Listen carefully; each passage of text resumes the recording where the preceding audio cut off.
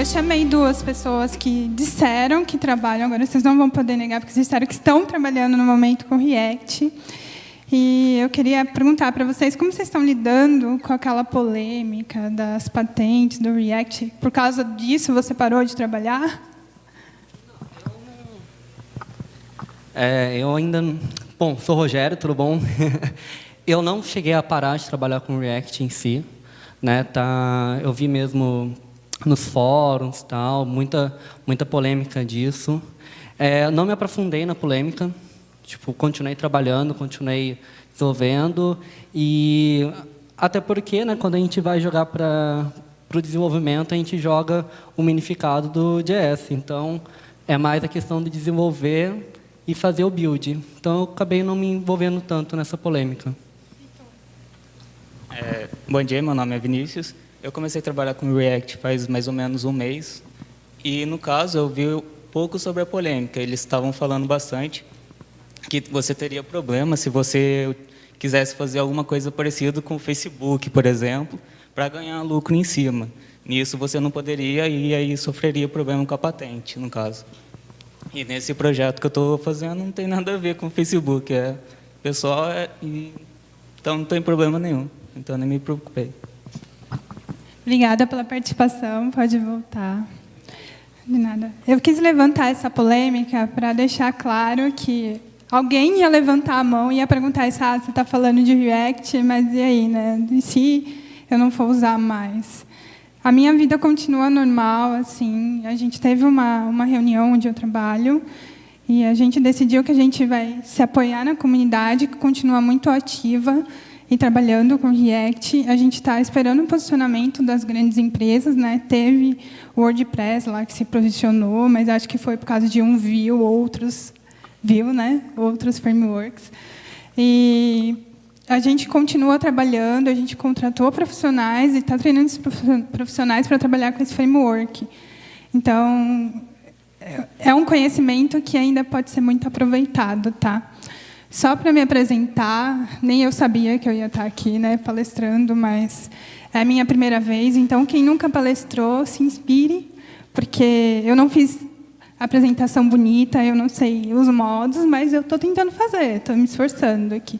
E até que eu estou calma, porque, tipo, eu vim para cá, perdi a passagem do ônibus, já estava desesperada, porque eu perdi a passagem do ônibus. Eu falei, pronto, acabou, vou ficar nervosa, não vou conseguir falar nada lá em cima, mas eu estou calma. E ontem, tipo, eu estava muito cansada, e me falaram, toma aquele Drink Infinity lá que dá uma energia, quase que eu não durmo, de tanto cafeína que tinha no negócio. Mas eu estou calma, eu não perdi o controle ainda. Tá? Só para falar como que eu entrei nesse meio assim, de grupo e da comunidade, eu era apenas uma desenvolvedora, única mulher, onde tinha 30 meninos no mesmo time. A gente trabalhava numa incubadora alemã, chamada Rocket Internet. E aí que caiu minha ficha. Eu falei, caramba, não tem nenhuma menina, né? Por que não acontece isso? Né? Por que não tem mais meninas trabalhando comigo? E aí eu comecei a me envolver com outras meninas da tecnologia e foi que eu descobri que tinha um gap de profissionais do sexo feminino na área de desenvolvimento.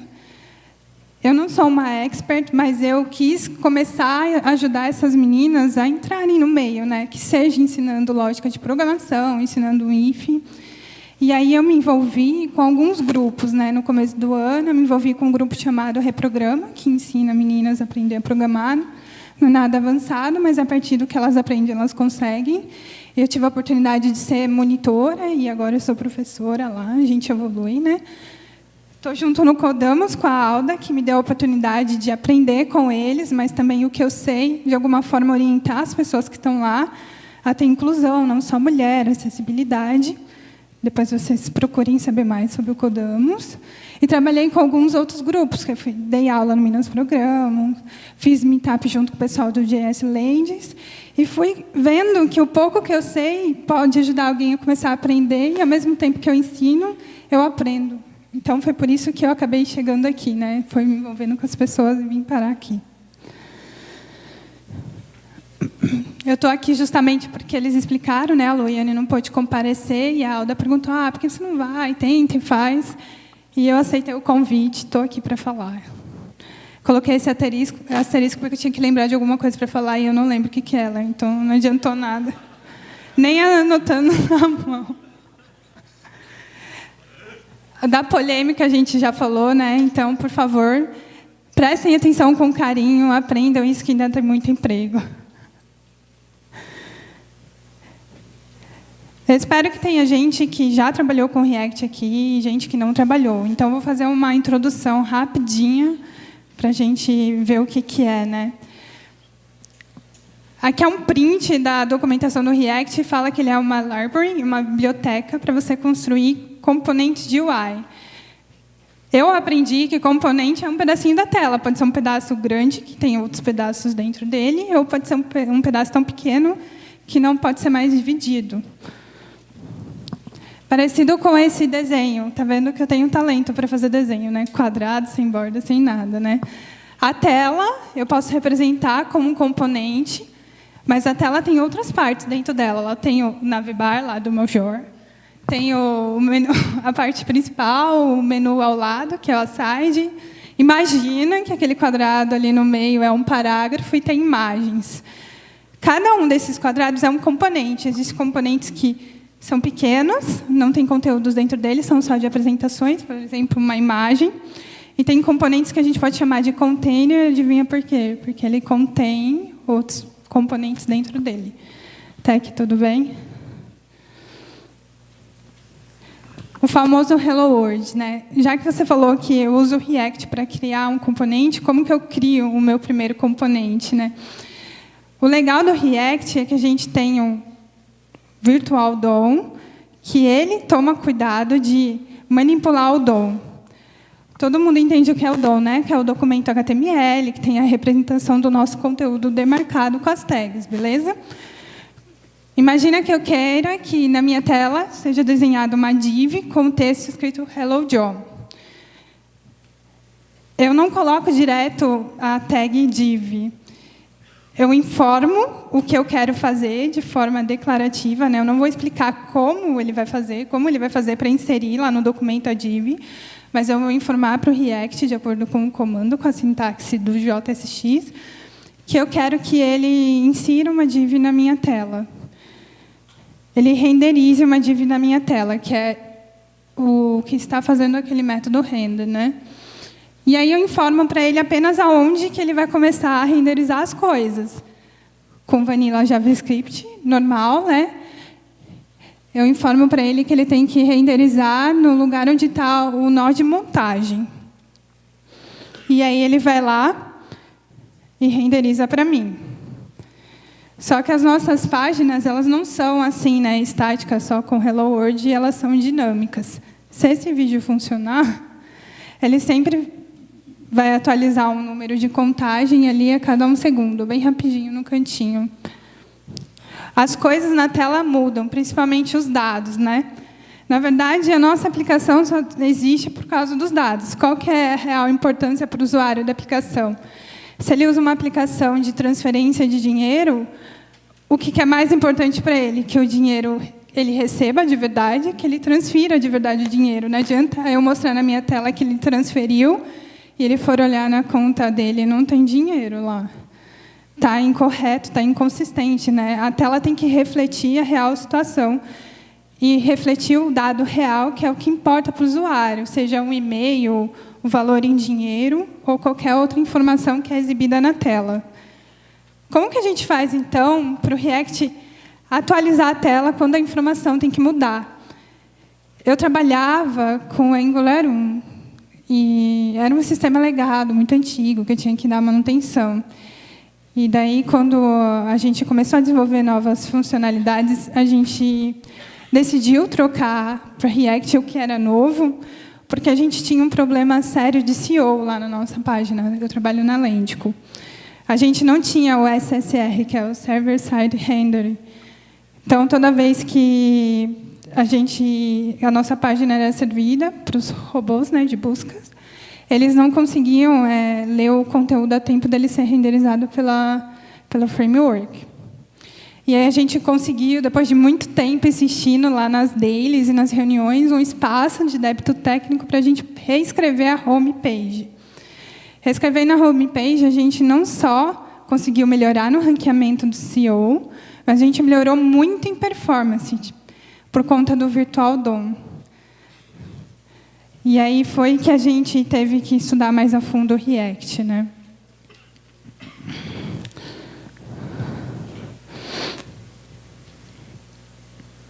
Esse aqui é o código da documentação, todo mundo sabe, né? Mas é o código para atualizar a informação na tela. Então, eu já sei colocar a informação lá para ser exibida com React, só que eu não sei atualizar. E aí, meu chefe falou assim, vai lá ler na documentação que você tem que ter um mindset de estado. Eu fiquei tipo para ele, tá, mindset de estado, mindset de estado. E aí eu comecei a ler a documentação, todo lugar que tinha a palavra estado, eu tentava entender o que era o bendito do mindset do estado. Até que um dia, aquele momento aconteceu para mim, né? Eu não tenho que colocar NG alguma coisa ou fazer o to data bind lá, mas eu tinha que me preocupar apenas com status, com o status do estado. Se eu quero que aquela informação seja atualizada na tela, eu tenho que atualizar o estado da minha tela, eu tenho que atualizar o dado daquela tela. E a partir do momento que eu entendi isso, eu comecei a evoluir bastante nos componentes que eu criava. A gente sabe que o dado que está na tela é aqueles segundos que está ali embaixo.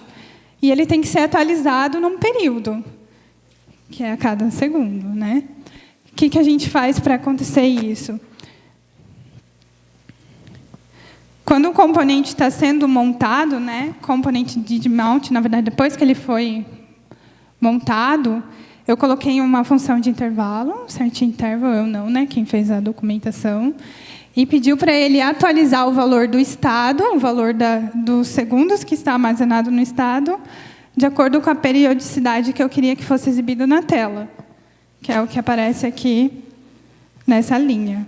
Ele vai chamar a função tick. A função tick nada mais faz do que pega o meu estado atual, seta um novo valor para ele, e por conta do intervalo, ele vai repetir essa ação de mudar o valor dos segundos a cada 1 segundo. E é por isso que toda vez que esse método setState é chamado, que a minha tela é renderizada novamente. Aí que está o esquema. Se você atualiza o estado, o método render, que sabe desenhar o seu componente na tela, vai ser executado novamente. Então, se ele for executado novamente, a minha tela vai ser renderizada com o dado atualizado. Foi aí que caiu a minha ficha e eu entendi isso de mindset de estado. Só que a vida estava fácil demais, né? A aplicação ela não tem um componente só. Então, a gente começou a desenvolver a home inteirinha e ela tinha componente, dentro de componente, de componente, de componente. E, às vezes, a informação que estava lá em cima, eu tinha que atualizar lá embaixo. Aí, buguei de novo. Eu falei, tá, eu dei o set status, mas mudou aqui em cima e o set status não muda lá embaixo. Como que eu faço para mudar nos dois lugares? Aí, meu chefe, que adora jogar as coisas na minha cara, falava, vai ler a documentação, ele falou para mim, você tem que fazer os componentes se comunicarem. Tem duas formas. Ou você faz essa comunicação entre pai e filho, ou você utiliza um padrão chamado Flux. Mas ele falou assim, para a sua sanidade, começa estudando, passando os dados de pai para filho e fazendo eles estarem ligados para que eles se comuniquem quando um componente mudar.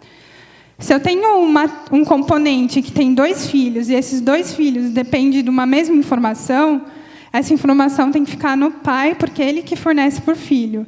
Só que quando o filho modificar essa informação, o pai tem de ser avisado para que ele notifique os outros filhos também que a informação mudou.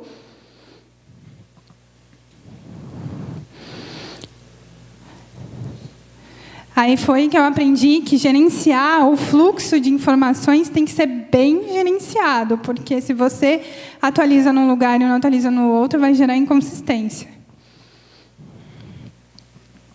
Como eu disse, tem 2 modos de você gerenciar. O primeiro é quando um componente pai passa para o filho, essas informações, e o filho notifica o pai quando mudou, ou você utiliza um padrão. Eu vou tentar passar rapidinho pelos 2, tá? Normalmente, a diferença, que foi o que eu anotei na mão, é que a gente usa a primeira definição, que é de pai para filho, quando é uma aplicação pequena. Você não precisa, você não tem muitos componentes, não tem uma comunicação muito grande para se fazer, né? Não tem muitas notificações nas partes da sua aplicação. E a segunda, que é utilizando um padrão, ela é boa quando você tem uma aplicação muito grande, que tem muitos filhos, vai um nível muito fundo. Já pensou você passar do pai para o 10º filho, a mesma informação até chegar no filho, e os filhos vão avisando os pais, dos pais até chegar no avô. Aí existe um padrão que ajuda a gente a resolver esse problema quando tem uma comunicação muito profunda, né? Esse livro que os meninos ganharam, está aqui a imagem, que é Os Primeiros Passos com React. Foi escrito por um engenheiro que trabalhou no Facebook. E eu gostei muito da tradução dele, porque não é aquela tradução ruim para o português, né? Está bem técnica e dá para entender, assim, tá legal de ver. E nesse livro ele constrói uma aplicaçãozinha que é para você avaliar vinhos, e aí você dá umas estrelinhas, coloca comentário, esse gosto aqui estava mais azedo, sei lá, comunica lá. E eu peguei um trechinho que ele deixa aberto para qualquer um, quem quiser ver depois, está aqui o link no GitHub, para explicar os 2 processos. Ele fez primeiro usando de pai para filho, aí eu enxerguei, lendo no livro, que ficou complexo e bagunçado de entender, porque a aplicação foi crescendo, e depois ele refatorou, melhorou esse código, escrevendo usando o padrão Flux. O exemplo que eu dei aqui é, por exemplo, o usuário ele clica, tem uma action, né, uma ação do usuário no botão adicionar, tem que abrir um formulário num pop-up ali, e esse formulário tem que estar disponível para o usuário inserir informações e salvar em algum lugar. Nesse exemplo, ele não teve a preocupação de salvar numa API ou salvar em outro lugar. Ele salvou no local storage porque o foco dele era React. Então, não vai ter integração com API aqui no código. Vamos ver como que ele fez de pai para filho. Bem familiar com Hello World, tá? Só mudou de div para um componente próprio dele chamado WinePad. Esse componente, que é o primeiro renderizado, ele é o pai de todos, né? Ele é a raiz da aplicação, ele recebe 2 informações e passa para o filho. Uma que é o esquema de dados, que como ele salva no local storage, ele quer garantir que ele tenha pelo menos uma avaliação de vinho quando ele inicializa a aplicação. Então, ele passa esse esquema e os dados iniciais que vai aparecer na tabela lá de vinhos, que a gente viu nessa tela aqui, ó. Tem uma tabela de vinhos aqui. Nesse aqui. Então, o componente pai já está passando 2 informações para o filho através de quê? De props. Props a gente utiliza para passar informações para o filho, que ele vai usar ou só para renderizar na tela, mostrar aquele dado, ou para ele inicializar o estado dele internamente, né? Depois ele vai modificar essa informação. Aqui está o corpo do componente em si. Não sei se dá para ver, dá para ver? Na linha 7, ele recebeu a propriedade com os dados iniciais e ele armazenou no estado dele. Se essas propriedades mudar, o estado vai mudar? Não vai mudar. Por isso que chama de inicial, de dados iniciais, porque ele só inicializa o estado, depois se mudar, eu vou ter que manualmente mudar meu estado e atualizar a minha renderização. Ele também tem filhos. Perceba que ele tem uma div, mas dentro dessa div tem um componente que ele chamou de Excel. E a mesma informação que ele recebeu, que foi o esquema e o dado inicial, que agora ele não está passando de props, mas ele está passando direto de thisState, ele está passando aqui para o filho, na linha 23 e na linha 24. Perceba que já tem um nível. Eu recebi e repassei uma vez para o meu filho, que é desse componente. Vamos ver agora o código do Excel. O Excel recebeu o dado inicial, configurou o estado dele, que é o que ele precisava de dados para desenhar na tela o componente, e ele utilizou também o esquema. Perceba que eu já desci 2 níveis. E ele terminou de passar essa informação? Não, porque dentro do componente tem um componente form que também usa o esquema e também usa aqueles dados que ele desenhou no início. Aqui na linha 19, 20 e 21. A mesma informação eu repassei 3 vezes. E provavelmente dentro do form, que eu não vou abrir aqui, ele deve ter outro componente que utiliza o mesmo dado e ele vai repassar para esse componente usar também. Imagina que vai ficando difícil, você perde de vista onde começa a informação. De repente, você atualiza aqui no meio, mas você não tem certeza que ela foi atualizada no pai ou no ancestral mais acima. Foi aí, então, que eu aprendi o padrão flux, que aconteceu isso comigo. Eu comecei a fazer os componentes, e aí foi ficando difícil de eu gerenciar as informações e ter certeza que ela está consistente, que eu estou mostrando o dado verdadeiro. Se eu atualizei num componente do form, o mesmo dado que o form está exibindo tem que ser o dado que o Excel exibe. Eu não posso ter informações diferentes. Mas eu comecei a ficar insegura. Não tinha certeza de que aquela informação estava igual, que era informação única e verdadeira, né? Eu comecei estudando o padrão por esse diagrama. Ele divide as responsabilidades do fluxo de informação da aplicação. O que acontece? Ele define que assim, o usuário, quando ele interage com a aplicação, ele está fazendo uma ação. Uma ação está acontecendo. Ele clicou no botão, a ação é de clicar no botão. Ele submeteu o formulário para enviar para salvar, ele está fazendo a ação de submeter. E essa ação implica no quê? Implica em eu atualizar os meus dados do estado. Os dados ficam armazenados e são cuidados pela Store. Então, toda vez que tem uma ação na aplicação, a Store tem que saber que essa ação aconteceu e ela que vai lá no local storage atualizar a informação, seja inserir, alterar ou deletar. É a Store que faz, não é mais a tela que chama o local storage direto. Só que depois que atualizou a informação, lembra que tem outros componentes que usam a mesma informação? Tem o ANPad, tem o formulário e o Excel. Eu tenho que avisar para eles que a informação mudou. Então, a própria Store, depois que ela atualiza o dado, ela emite um evento avisando para todo mundo que quer saber, todo mundo que se inscreve para saber desse evento, que o dado mudou. E aí o componente tem acesso ao dado atualizado e ele se renderiza de novo. Olha só como no código vai ficar mais fácil de entender. Primeiro, eu tenho que criar essa tal de store, que não existia, né? No meu código só tinha componentes. Só tinha classes herdando de component com método render para desenhar algum HTML na tela, beleza?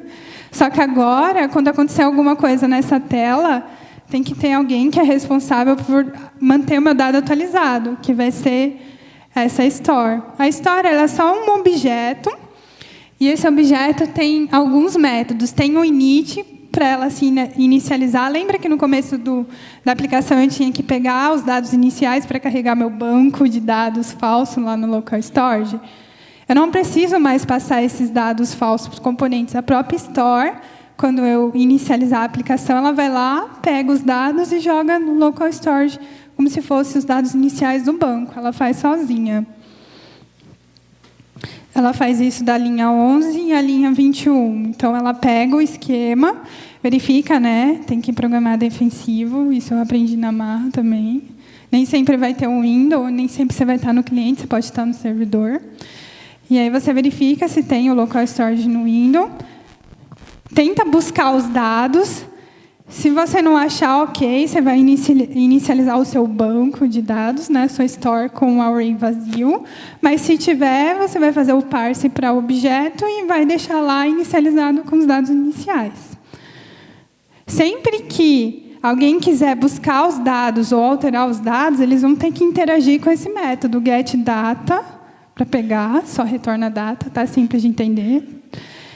Ou ele vai alterar, que daí ele passa a data, altera, chama o setItem no local storage, tá vendo? O setItem vai mudar a informação que estava salvo lá. Tem uma linha nova aqui, a 31.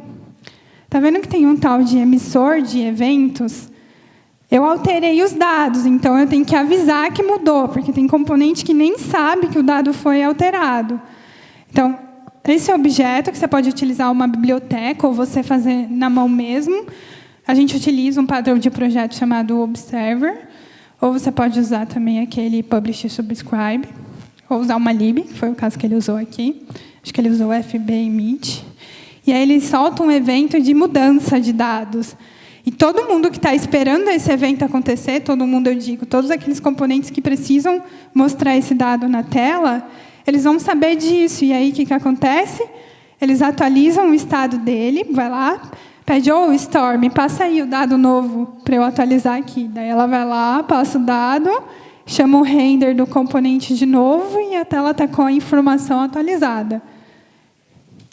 Eu tenho certeza que todo mundo que precisa saber, todo mundo que foi lá e se inscreveu para saber desse evento, vai ser notificado e não tem porquê agora eu ficar insegura de que a tela não vai ter informação correta.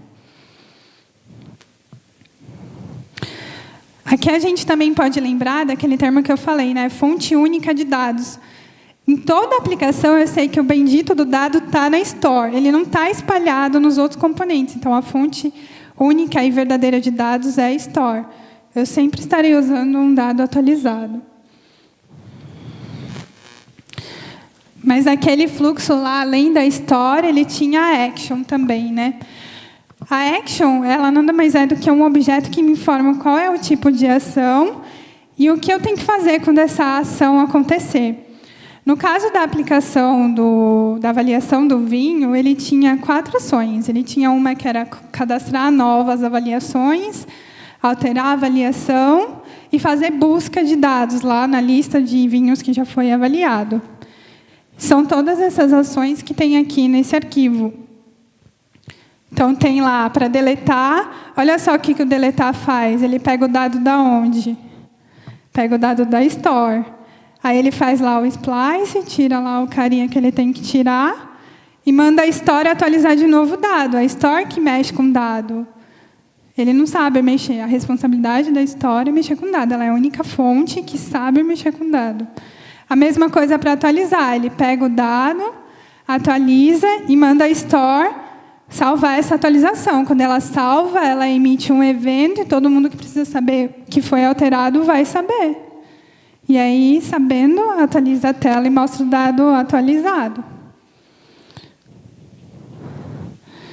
Olha só como ficou bem mais limpo o componente. O Excel não tem nenhum properties. Não tem que usar nem mais o operator novo, que a gente só usa para dizer que a gente estudou, né? Brincadeira. Ele está bem limpo agora, porque ele não precisa passar informação e quem precisa se comunica com a Store.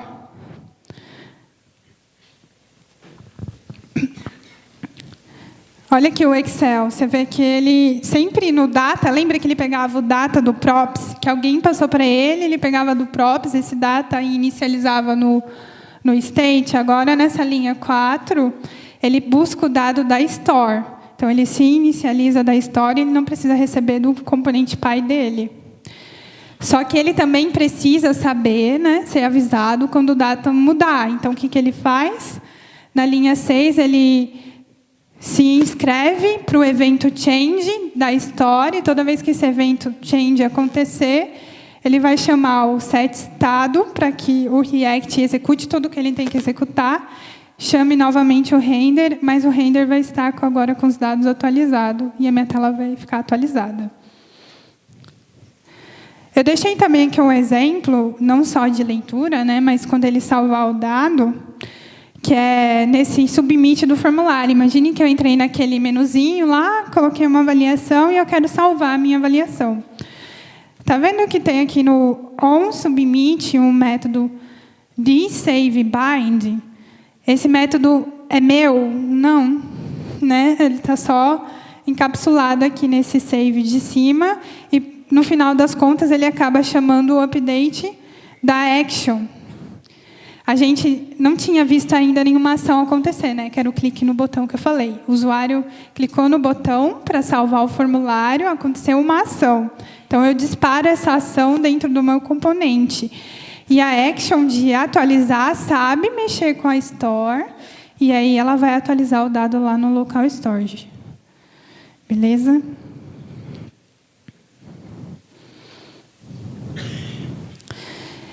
Eu falei bem rapidinho, porque eu sei que está um pouquinho atrasado, tá? Mas, se vocês tiverem alguma dúvida, alguma coisa em relação a isso, como eu não sou muito ativa assim nas redes sociais, eu tenho Twitter, mas qualquer lugar que você me chamar, eu respondo, já que nem muita gente me chama, né? Então é isso. Uma salva de aplausos para Camila.